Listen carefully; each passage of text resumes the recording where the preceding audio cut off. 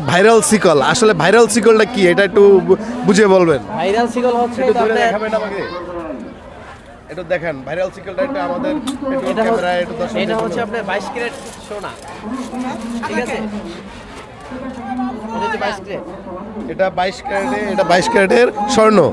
আচ্ছা, 22 ক্যারেটের স্বর্ণ, এটার দাম কত নেওয়া হচ্ছে? এটা এটা বিভিন্ন বিভিন্ন ডিজাইনের হয়, বিভিন্ন কোয়ালিটির হয়, কোয়ালিটি বুঝে দাম। আমার যেমন এটার দাম আছে 2500 টাকা, এটার দাম আছে 2000 টাকা,